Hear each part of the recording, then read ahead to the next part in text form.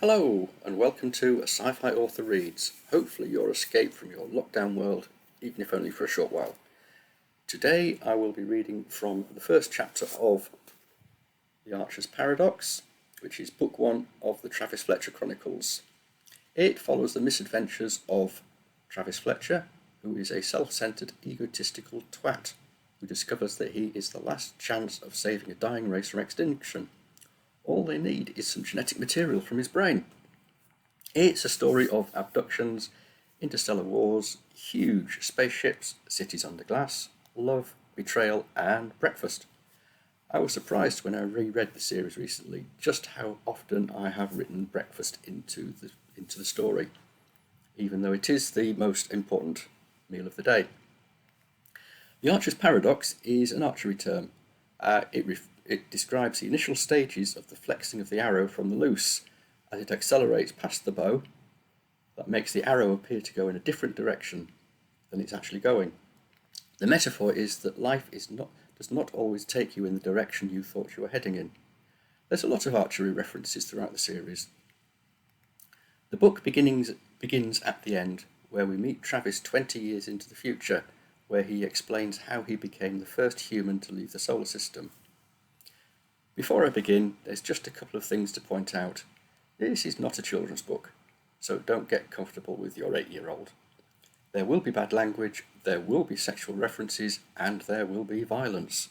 So if you feel the need to get justifiably outraged afterwards, then tough, I've already warned you. Also, if I put my fingers to my head like this, then the dialogue is being thought and it isn't being spoken. It's obvious when you read the books, but it's not necessarily when you're listening. Finally, if you'd like to hear more, then subscribe to the channel, hit the little bell thing to get notified when I upload more content.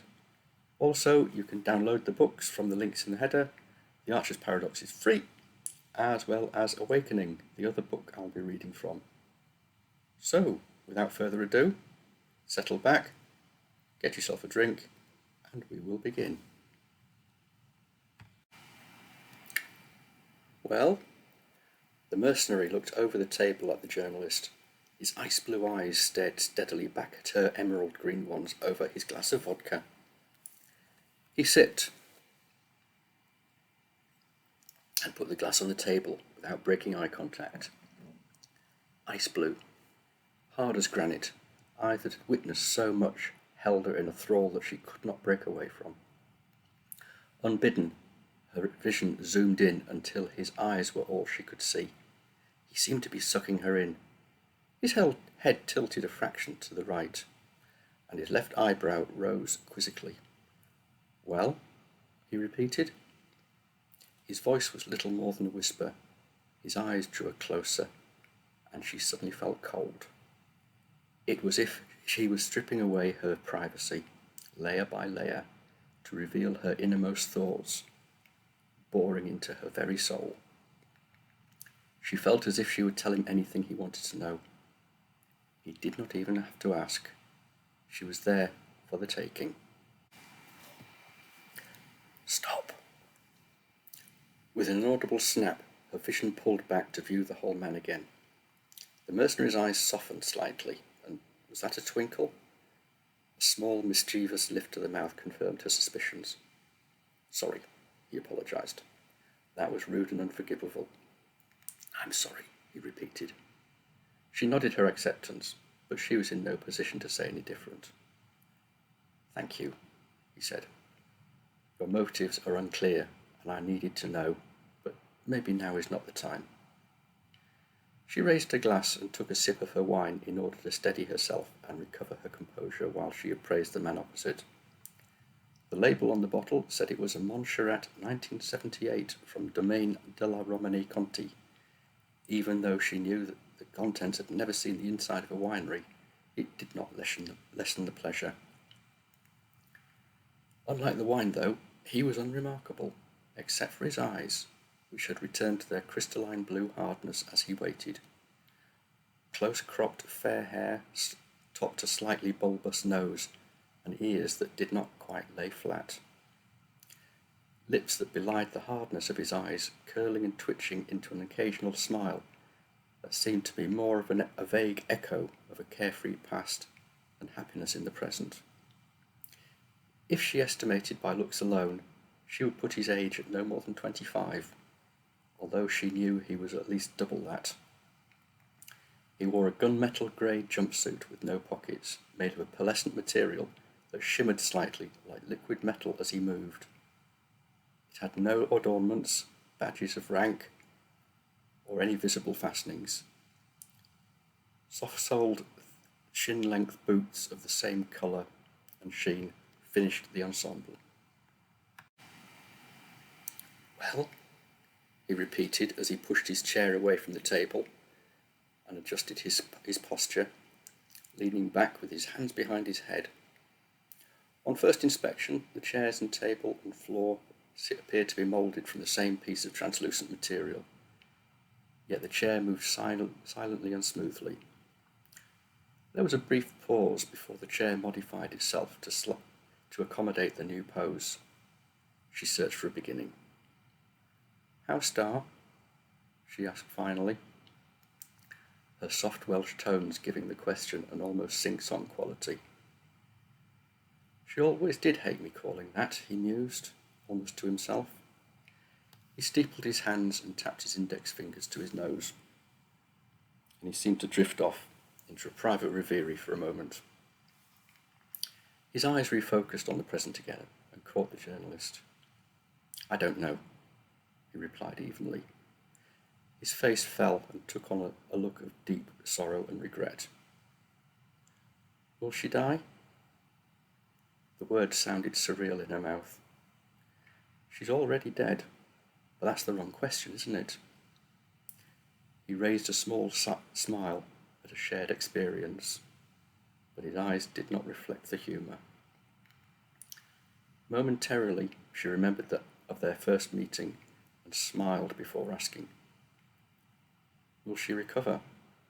A stupid question in any other situation, but here it seemed almost natural. "She must," he finished simply. "But that's not why we're here, is it?" She took another drink and looked around the bar. It was starting to fill, as it always did just before a departure. Off-duty crew drifted in small groups. Wherever they stopped, a table and the requisite number of chairs in the appropriate designs for the occupant oozed out of the floor and became solid, followed by drinks in a myriad of colours and in drinking vessels of every conceivable shape. The whole procedure continued to fascinate and surprise the journalist. She was not sure if she would ever get used to it. The bar ran the full width of the ship, about 400 metres, and occupied the middle deck's most forward position. Open on three sides and about 4 metres from floor to ceiling, with one complete picture window, it curved with the contours of the ship and merged organically with the floor and the ceiling. It commanded the best possible view of the void outside and the blue-green planet dominating the forward view. The journalist guessed that about 400 people of at least a dozen races now sat and chatted, and an air of expectation was gathering. Although the bar could not be more than 10% full, a party atmosphere was growing. Without exception, the patrons were all bipeds of humanoid construction, mostly discernible as male or female, but each had unique attributes that gave clues to the type of planet or the civilization they had come from. Some wore a small and unobtrusive breather that covered their noses. This device, she had been told, supplemented particular gases that the crew member needed that were not available in the ship's atmosphere, as well as filtering out any potential poisonous ones. At the next table sat a petite female, who looked to be no more than a teenager to the journalist, but she'd been wrong before. She had pointed features, small, deep-set black eyes that flickered continuously like a nervous rodent, and voluminous, deep red hair sprouting from a top knot like a volcanic eruption that threatened to engulf the entire area. She looked pale and weak, but she also had a look of determination on her face that said she would not miss this event, whatever the cost. She was in deep conversation with a large, bald man with a barrel chest and powerful arms and legs. They both spoke different languages. His boomed with large, round vowels, while hers was high-pitched with short, sharp syllables, but each understood the other without difficulty. It sounded like a starling having a conversation with a bull to the journalist, but she kept her thoughts to herself. Noticing the journalist looking, they stopped talking, stood up, and bowed gracefully. The girl clutched her chest and winced in pain, gripping at the edge of the table for support. The man put a protective arm around her and eased her back into a seat again. A look of concern crossed the mercenary's face, the first real emotion the journalist had seen him exhibit since leaving Earth. But he relaxed when the girl raised her face to nod and smile at him, even though her brow was still creased with pain. The journalist and the mercenary returned the bow, the journalist taking her cue from the mercenary. They sat and continued their conversation, glancing occasionally outside. Each crew member wore one-piece jumpsuits similar to the mercenaries, but also with no adornments, although the colours varied. She pulled her attention away from the surrounding and focused on the mercenary again. "How did it all start?" she asked. "That's a question with many answers," he replied levelly. "Do you want me to begin with the dawn of time? How life evolved? My birth, or how I got here?" He continued, indicating the immediate surroundings. "They're all linked, you know. There was that twinkle again, then it was gone." "It's your story. You choose where to start," she prompted. He gave a satisfied nod and tossed off the rest of his vodka down his throat.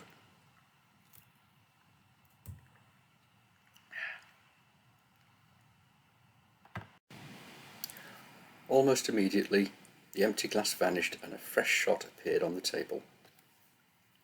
"I was born in England in 1957, the year Sputnik was launched.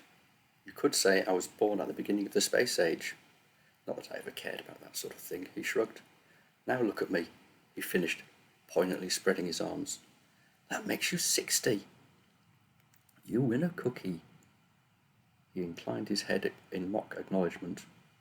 "I was born to average parents and had an unremarkable childhood. I was 100% average at school, except for a hatred of mathematics that bordered on pathological." He leaned forward, as if he was taking her into his confidence. "I took an instant liking to computers when I was in primary school. A forward-thinking teacher remarked one day that computers would do all our work for us one day. It was then I resolved never to try mathematics. There was no point," he shrugged. The journalist smiled appropriately. The blue-green planet outside started to slip to the port, slowly at first, but gathering momentum as the great ship manoeuvred majestically on its axis. All sound in the bar ceased as the assembled crew raised their drinks in silent salute. Everyone except the mercenary. His stare remained fixed on the journalist, pointedly ignoring the events outside. The great ship moved out of orbit, riding the surrounding magnetic fields provided by the planet and the nearby star to propel it silently forward. The mercenary glanced momentarily at the receding planet and gave a little snort. The planet's single moon appeared and hung in the forward view. "I left education in 1973 with hardly any qualifications and drifted from one dead-end job to another," he continued, oblivious to the external events. "Eventually, I got a job selling computers. I earned good money. I had friends, girlfriends. I even had sex occasionally. Life was good." He finished, studying his glass intently. The moon was now growing steadily in size and sliding off to the port side as the ship accelerated. A slight haze suddenly distorted the moon's features, indicating that the ship's ram scoop had been deployed. The scoop extended in a 100,000-kilometre wide radius around the front of the ship, a prelude to the firing of the ship's fusion engines. The mercenary watched the moon for a few moments. "I was going to take you to dinner on the moon, just for kicks," he noted without emotion. "I bet that would have driven the scientists and the astronauts nuts if they found empty wine bottles and leftover food at Tranquility Base the next time they went up," she smiled. "No one will ever go back," he replied with finality. She knew he was right, but that simple phrase had a second meaning for her. She fought down the sudden wave of emotions that welled up from deep within her. Sorrow, bitterness, loss, loneliness, panic. "Oh God, what have I done? How could I have been so stupid? What was I thinking?" She had the sudden urge to beat on his chest and scream to take her back, but it was too late. His eyes caught hers and held them. Calm. Slight euphoria, the feeling of wanting to sink into goose-down pillows. "Better?" he inquired. "Yes," she nodded. "My turn to apologise. That was very unprofessional of me. You must teach me that sometime." "No need to apologise. You're a long way from home and getting further away by the second." "You'll learn in time," he finished, glancing momentarily at the vista outside before returning his cool, steady gaze to the journalist. A very faint vibration indicated that over 8.5 kilometres away at the stern of the ship, the 6 massive fusion engines had ignited. The moon began to grow more rapidly in size, and the assembled throng watched in silence, as was the custom that was carried out at each departure. The vibration faded as the ship continued to accelerate steadily and the engines reached their peak efficiency. There would be a point where the ram scoops would be gathering more hydrogen than the engines burnt. This meant that the ship refueled itself, thus minimizing the amount of bulky fuel it needed to carry. The remaining debris and gases were broken down into elements and stored for recycling through the ship's systems as water, atmosphere, metals for emergency repairs. There would be a delay of a couple of hours while the ship made it to a safe distance from the nearby planet before the next stage of the journey, so the crew returned to their drinking and chatting. "You are blocking me." The accusation came from a lithe female that had just appeared at the table. The journalist jumped in surprise as she had not seen or heard her approach. Her pale, almost paper-white skin contrasted darkly against her ship suit and shoulder-length hair, which was shot through with blue gloss and pulled back from her face in a tight ponytail. Her ears were too long and too high on her head to be human. A wide, flat nose with a long, tapered bridge disappeared under a paper-thin, one-piece visor. Its highly polished mirror finish reflected back a distorted view of her surroundings. Her posture, along with her almost non-existent lips, which were pressed tightly together, and proud angle of her head, gave her a haughty and superior air. She inclined her head towards the journalist and pulled back her lips, revealing 2 rows of small pointed teeth into a chilly smile. Without any visible eyes to convey emotion, she looked like a cobra preparing to strike. The journalist shivered. There was no warmth behind that smile for her. "I'm blocking everyone, Cat," the mercenary retorted. His tone was not unkind, and he did not appear unduly irritated by the interruption. "What do you want?" "The Hunab Ku is expecting us." Her voice rolled smoothly over the vowels, almost like a purr. "Thank you. It's going to be a long trip," the mercenary acknowledged with a slight nod. Time enough for healing and restitution. The emotionless visor held the mercenary for a second before he looked away, pain and sorrow crossing his face once again. Before turning and walking away, she smiled again, or was she about to strike? The journalist could not tell. She watched her go, her stride long and stately, with each step precise, perfect and unhurried, like a predator stalking its prey. Muscles rippled underneath her jumpsuit with every step, only serving to enhance the journalist's image of a 2-legged panther prowling its territory. "Be mindful of Cat," he said, still watching the retreating form. She sees things in black and white, and she holds grudges. The retreating alien's movements were almost hypnotic, and the mercenary's warning jarred the journalist back into the present. Her loyalty to me is absolute, but she doesn't like you, so be careful what you say or think around her. The journalist remembered Kat's warning to her when she boarded the shuttle. She holds grudges, she said, almost somewhat alarmed. I can't spend the rest of my life looking over my shoulder. No need to look over your shoulder, the mercenary replied in a conciliatory tone. Kat will be facing you, and she will tell you exactly what will happen to you and why. And that's supposed to make me feel better? She started, feeling very anxious and possibly a little hysterical. This was a huge ship with enough deck area to cover a small city, but Kat was the mercenary's left hand, just as Star had been his right. So it would be impossible to avoid her, and the journalist was no fighter. Kat will leave you alone unless you give her reason not to, but you need to be aware of her animosity towards you. I still don't know what The mercenary held up a hand to signal that this was the end of the topic of conversation. Why don't you ask me if I ever married? The journalist took a long swig of her wine and a deep breath, determined to follow this up later. Did you ever marry? Nah, I just never got round to it. Just as well, really, he replied. So, you were enjoying your life. What happened?